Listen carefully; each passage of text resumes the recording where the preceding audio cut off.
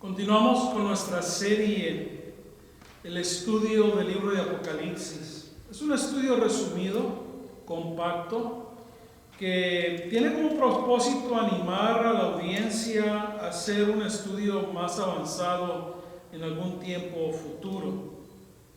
El título del tema de este momento: características contemporáneas del síndrome de Babilonia. En la Escritura, Babilonia tiene una presencia bastante referida a través de la Escritura. Y cuando hablamos del síndrome de Babilonia es porque con el paso del estudio, conforme uno va avanzando en la Escritura, uno va descubriendo ciertos comportamientos, actitudes, una cosmovisión de Babilonia. Y llega a formarse una lista, se puede formar una lista bastante completa que nos van a dar un cuadro para un síndrome de Babilonia. Quiero mencionar solamente 7 elementos, características de este síndrome.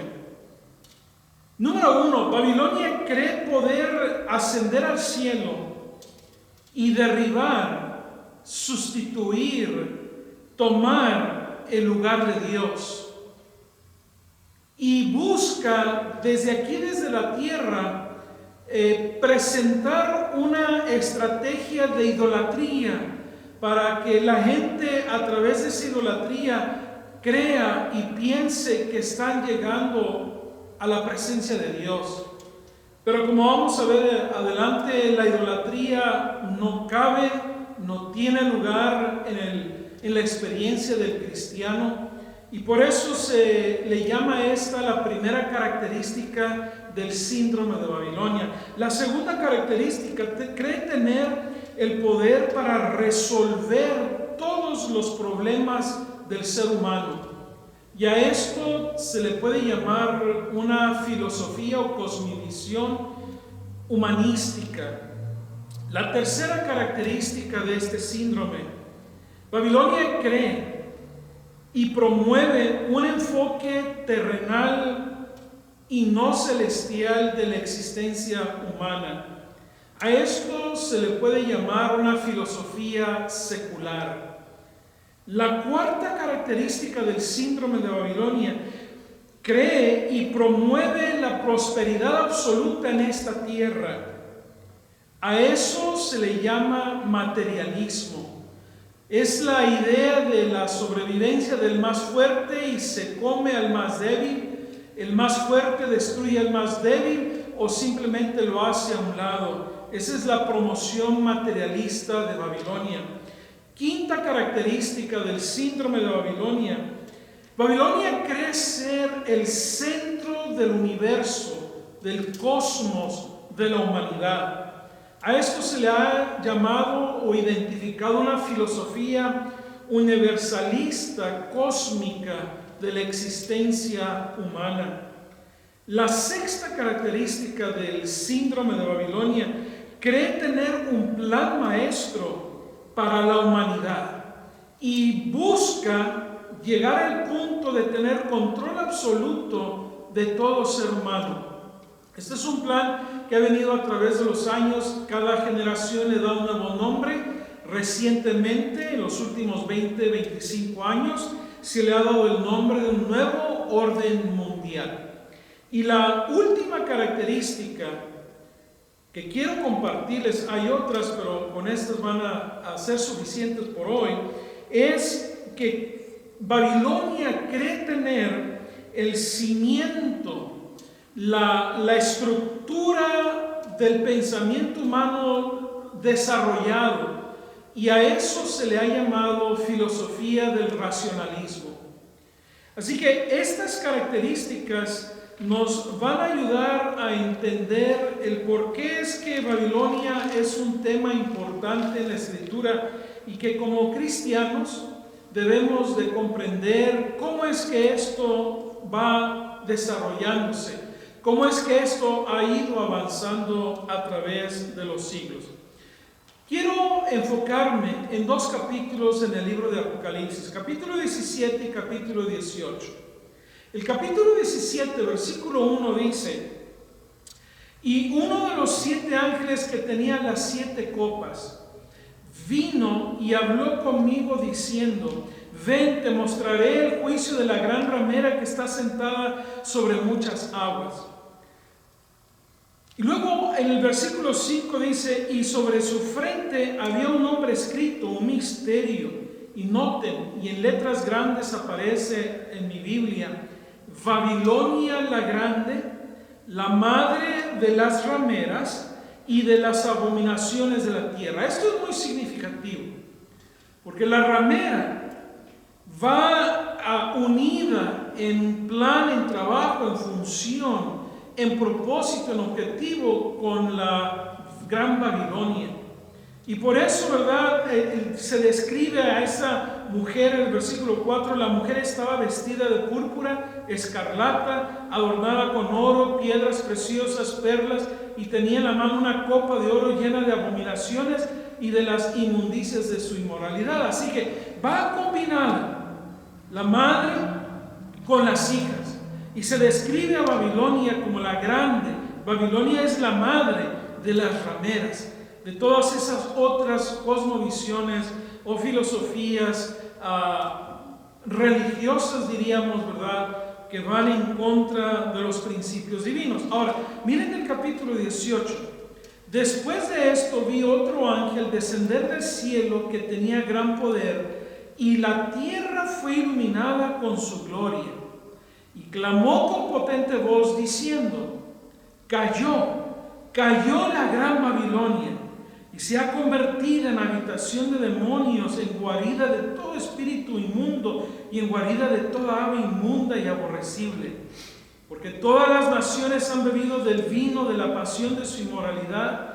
Los reyes de la tierra han cometido actos inmorales con ella, y los mercaderes de la tierra se han enriquecido con la riqueza de su sensualidad, etcétera, etcétera. Tanto el capítulo 17 como el capítulo 18 van a plantearnos, dentro de la estructura de todo el libro de Apocalipsis, un enfoque muy peculiar con respecto a la ramera y con respecto a Babilonia. Ahora, esto también es muy significativo por el hecho de que en el capítulo 16 hay una referencia muy clara a la gran Babilonia. Capítulo 16, versículo 17 en adelante. Y el 7º ángel derramó su copa en el aire, y una gran voz salió del templo, del trono, que decía: hecho está. Ahí está ya la 7ª copa. Pero entonces hubo relámpagos, versículo 18, voces y truenos, y hubo un gran terremoto, tal como no lo había visto desde que el hombre está sobre la tierra. Fue tan grande y poderoso este terremoto. Pero observen el versículo 19. La gran ciudad quedó dividida en 3 partes, y las ciudades de las naciones cayeron. Y aquí está la referencia. Y la gran Babilonia fue recordada delante de Dios para darle el cáliz del vino del furor de su ira. Así que aquí ya se une, hay una cadena cuyos eslabones están muy bien estructurados, donde nos avisa el capítulo 16 de la destrucción de Babilonia. Pero el capítulo 17 y el capítulo 18 nos dan la razón por la cual Babilonia va a ser destruida junto con la ramera, y por la cual Babilonia cayó. Ahora, Babilonia la conocemos en la historia. En el libro de Génesis aparece Babel. Aquella generación quisieron construir o comenzaron a edificar esa gran torre. Ellos, en su pensamiento, en su razón, consideraron que de esa manera llegarían al cielo. Si venía otro diluvio, ellos podían subirse rápido y encaramarse todos allá, y ya no iban a ser destruidos. Ese era el pensamiento del hombre de aquella generación. Pero luego avanzamos Y volvemos a encontrar una mención muy especial en el libro de Isaías, donde se refiere a Babilonia con un espíritu sutil que quiere tomar el lugar de Dios, quiere usurpar el gobierno de Dios, quiere hacer a un lado la ley de Dios e imponer sus propias leyes babilónicas. Y luego quiso, inclusive en el libro de Daniel encontramos, atacó el santuario, atacó a Jerusalén y tomó prisioneros, los llevó en exilio, y tenemos el caso del joven Daniel, sus amigos y esa generación.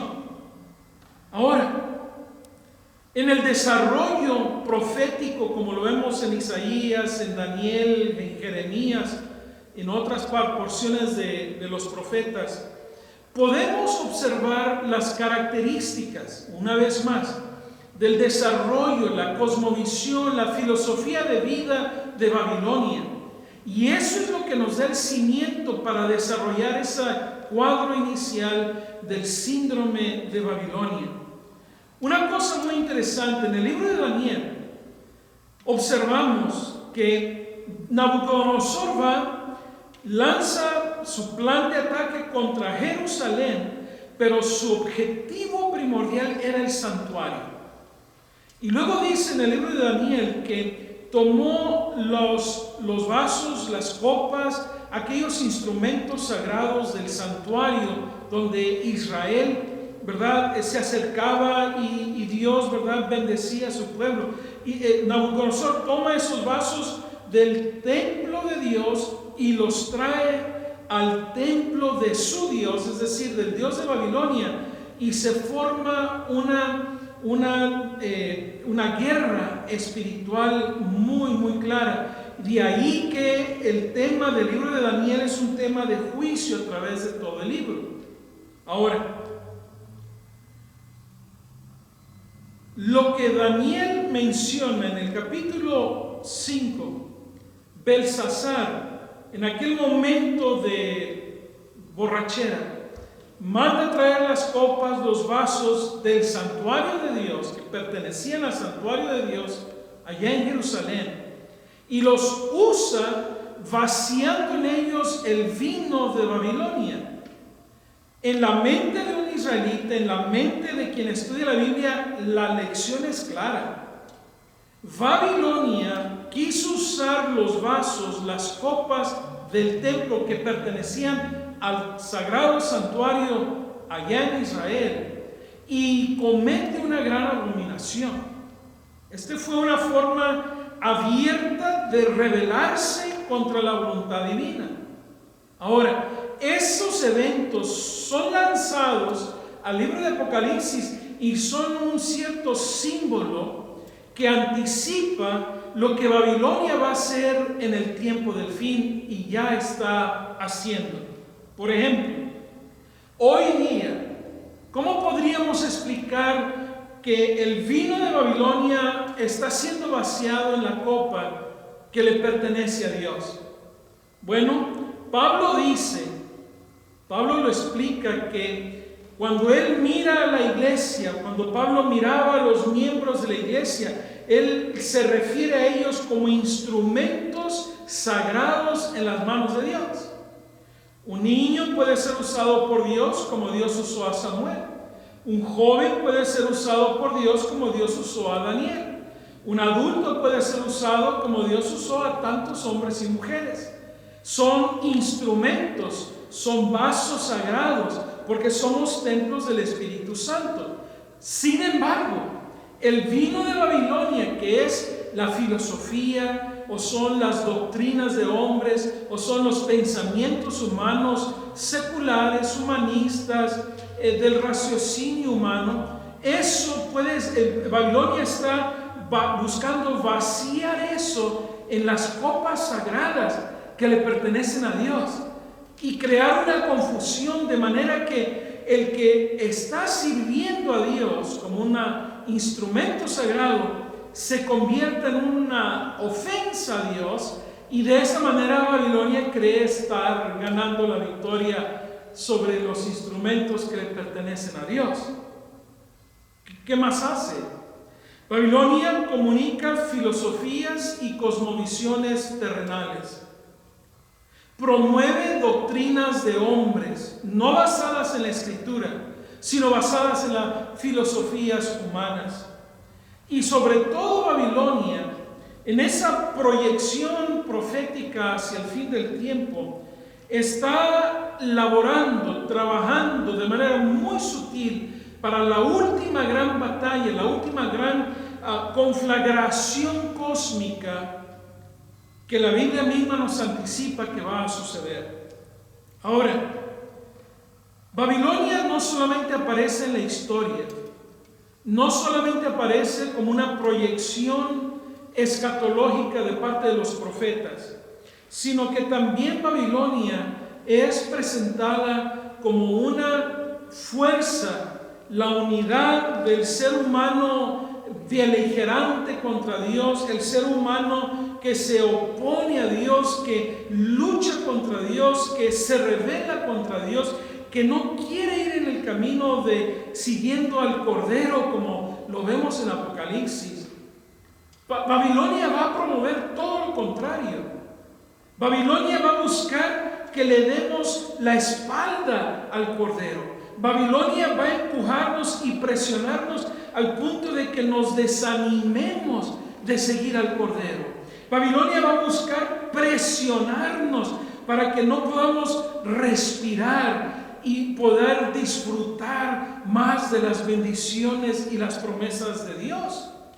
Babilonia va a buscar deprimirnos a los cristianos, va a buscar llenarnos de temores, de ideas falsas o ideas confusas respecto a quién es Dios.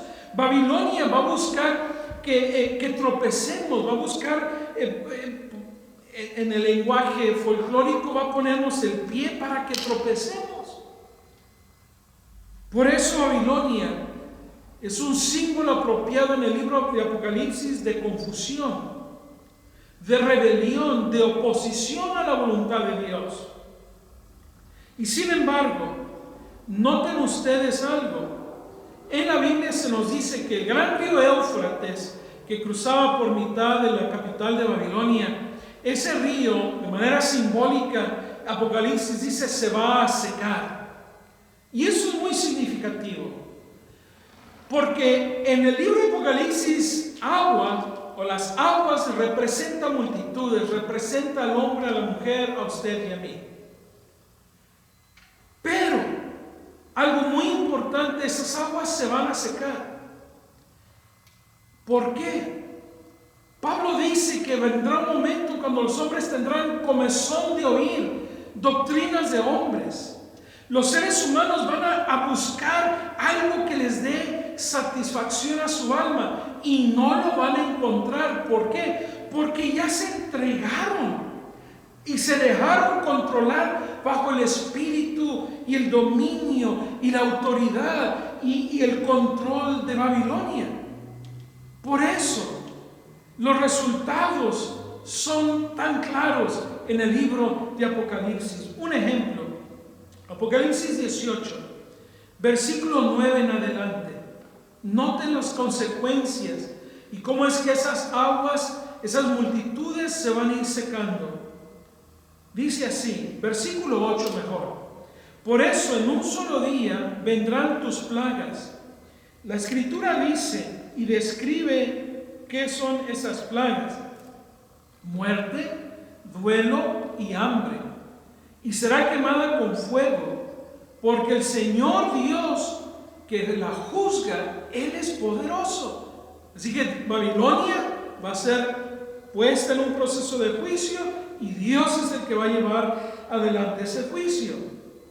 Versículo 9. Y los reyes de la tierra que cometieron actos de inmoralidad, vivieron sensualmente con ella, llorarán y se lamentarán por ella cuando vean el humo de su incendio.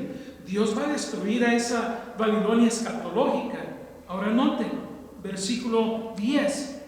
Mirando de pie desde lejos por causa del temor de su tormento, diciendo: ¡ay, ay! La gran ciudad, Babilonia, la ciudad fuerte, porque en una hora ha llegado tu juicio. Esto es muy significativo. En el estudio que se haga del libro de Apocalipsis, llegar a este momento en la estructura del libro es un momento solemne, es un momento muy especial. ¿Por qué? Porque es la hora de la gran separación. Hasta un minuto antes de esa última hora, la gracia de Dios estuvo siempre y estará siempre llamando a la conciencia de los seres humanos. A los seres humanos que van como es ese río Éufrates, piensan que siempre van a estar en abundancia y plenitud de ese río, pero la Biblia advierte que ese río se va a ir secando. La confianza de la humanidad que le colocó a Babilonia, el sometimiento de esas multitudes a la autoridad de Babilonia se va a ir secando. Y peor va a ser cuando miren que la gran ciudad, bajo el juicio de Dios, va a ser destruida. Por eso, esa hora, esa última hora, que va a tener que, Babilonia va a tener que enfrentarla. ¿Por qué? Porque es la hora cuando Dios la va a llamar a juicio. Ahora noten, versículo 11. Y los mercaderes de la tierra lloran y se lamentan por ella, porque ya nadie compra sus mercancías, cargamento de oro, plata, piedras preciosas, perlas, lino, púrpura, seda, escarlata, toda clase de maderas, objetos de marfil, todo objeto hecho de maderas, bronce, hierro, mármol, canela, especies, incienso, perfume, mirra, vino, aceites, flor de harina, trigo, bestias, ovejas, caballos, carros. Y luego noten esto, versículo 13, esclavos y vidas humanas. Así que para mí, estos pasajes son muy significativos porque dan una descripción de lo que Babilonia ha estado haciendo, con lo que ha estado comerciando. Entonces yo puedo llegar a la conclusión, cualquier sistema humano, ya sea político, educacional, religioso, militar, social, que comercie con las vidas de los seres humanos y en esos sistemas humanos incluya la esclavitud y el abuso de otro ser humano, en este caso dice aquí vidas humanas. ¿No es eso más que una descripción muy clara de lo que hoy día ha llegado a ser llamado el gran crimen del siglo XX y XXI, finales del XX y XXI, y es el comerciar con seres humanos? Es lamentable cómo es que hoy grandes organizaciones criminales se han estructurado de tal manera que se roban pequeños seres y van y los venden en otro lado. Es menester decirlo. La Gran Babilonia es una organización mundial que trabaja con los seres humanos y mueve los hilos de la esclavitud en todas sus formas. Si alguien se hace la pregunta, ¿hay esclavitud ahora? Lo único que necesitamos ver es las prisiones, los trabajos donde la gente no es bien pagada, los diferentes sistemas sociales de la población, de una nación. Miramos sistemas que constantemente están oprimiendo a la humanidad y no le permiten vivir con libertad. Lo acabamos de ver en esa situación tan lamentable que se ha vuelto una frase conocida: I can't breathe, no puedo respirar.